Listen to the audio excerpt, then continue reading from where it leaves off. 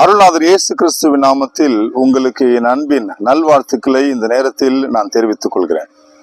அன்புக்குரிய சகோதரர்களே, ஒரு முறை ஜிம் இர்வின் என்கிற ஒரு விண்வெளி ஓடத்தினுடைய விண்வெளி வீரர், அவர் அப்பல்லோ என்கிற விண்வெளி ஓடத்தின் விண்வெளி வீரர், நிலவுக்கு சென்ற மனிதர். அந்த அன்பு சகோதரன் சொன்னார், நிலவிலே மனிதன் நடந்தான் என்பதை விட தேவனாகிய கர்த்தர் கடவுள் மனிதர்கள் மத்தியிலே இந்த மண்ணில் நடந்தார் என்பதுதான் உன்னதமானது என்று ஜிம் இர்வின் சொன்னார்.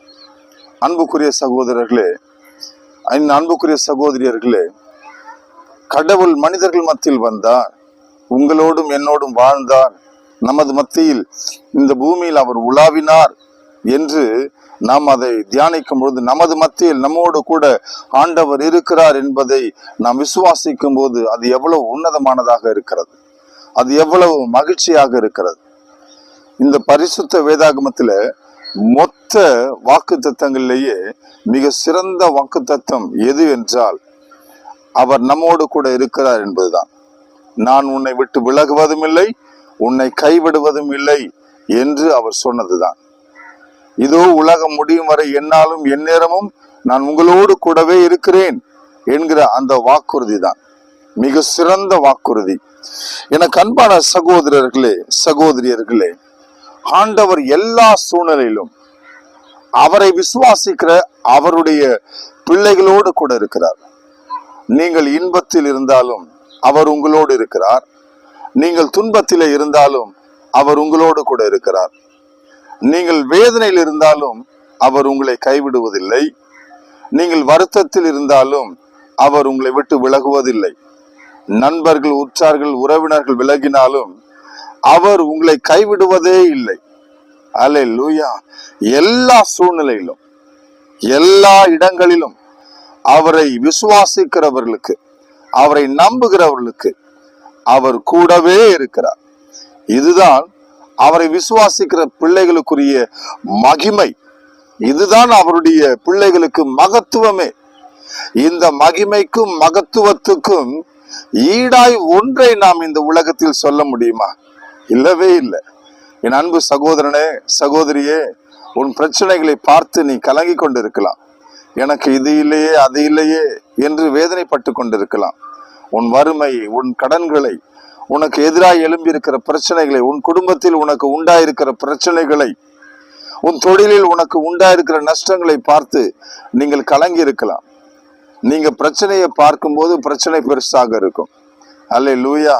அவரை விசுவாசிக்கிற பிள்ளைகளாகிய நீங்கள் அவரை பாருங்களேன். இந்த பிரச்சனை, இந்த வேதனைகள், இந்த வருத்தங்கள் எல்லாம் ஒன்றுமே இல்லாமல் போகும்.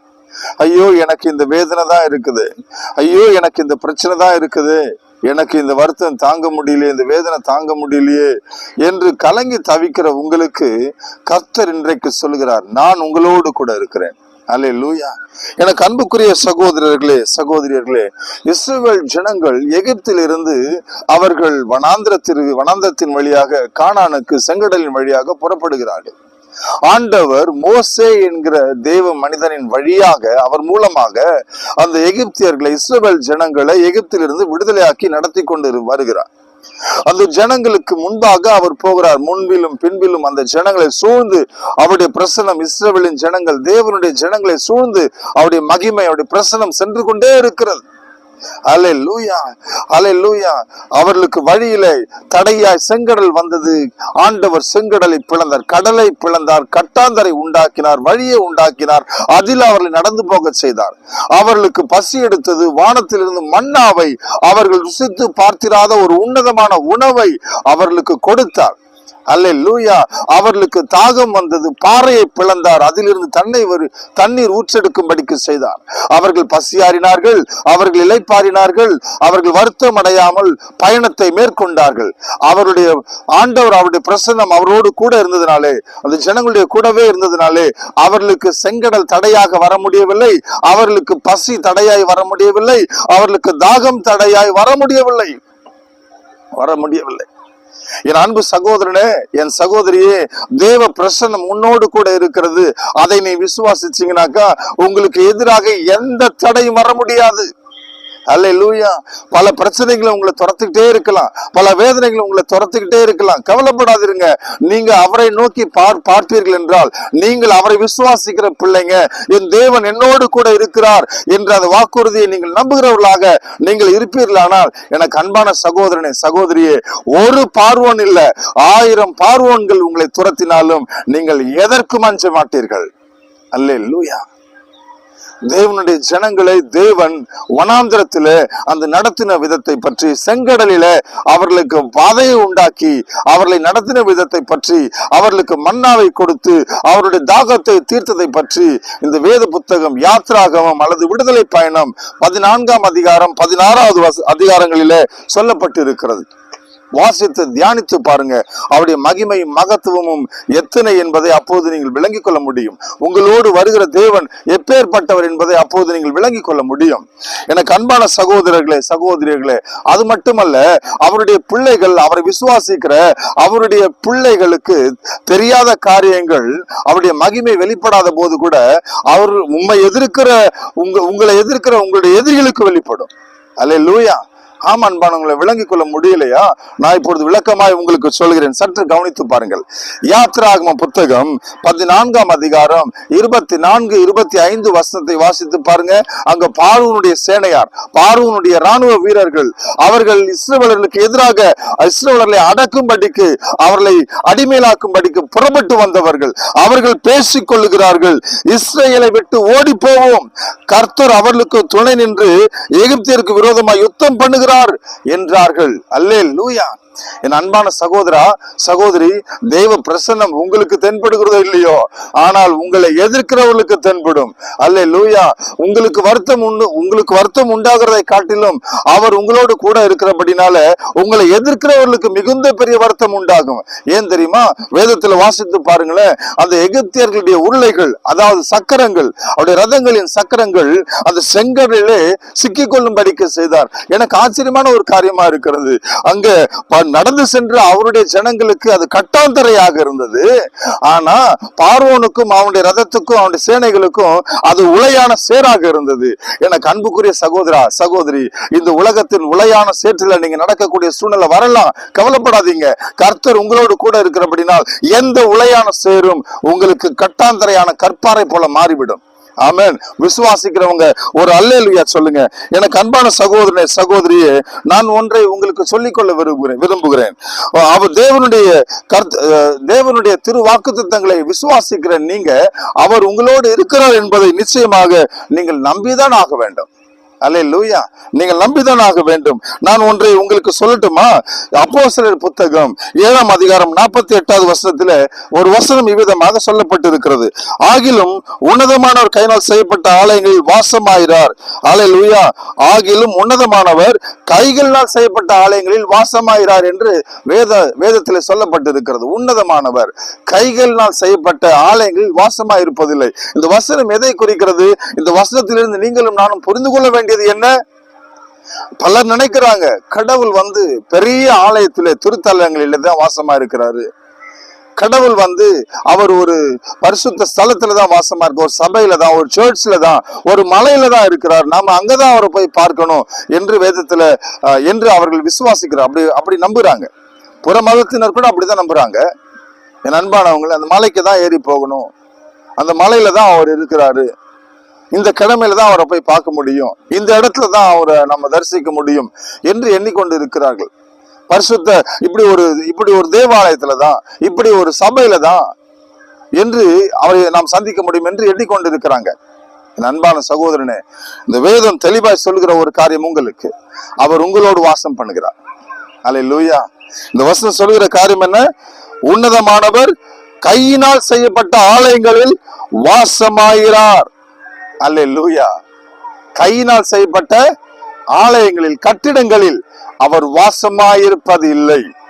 அவர் உங்களோடு, அவர் உங்கள் மத்தியில், உங்களுக்குள், நமக்குள், அல்லேலூயா, அவர் நம்மோடு கூட வருகிற தேவனாய் இருக்கிறார். யோசிச்சு பாருங்க. நான் இன்னொரு வேத வசனத்தை உங்களுக்கு சொல்லிக் கொடுக்க நான் விரும்புகிறேன். வேதத்திலிருந்து யோசேப்பு என்கிற ஒரு தேவ மனுஷன், எப்பொழுதும் ஆண்டவர் மீது அவர் மிகுந்த பற்று உறுதியாய் இருந்த ஒரு மனிதன். யாக்கோபினுடைய பிள்ளைகளில் ஒருவர் அவர். தேவன் அவரை முன்குறித்திருந்தார்.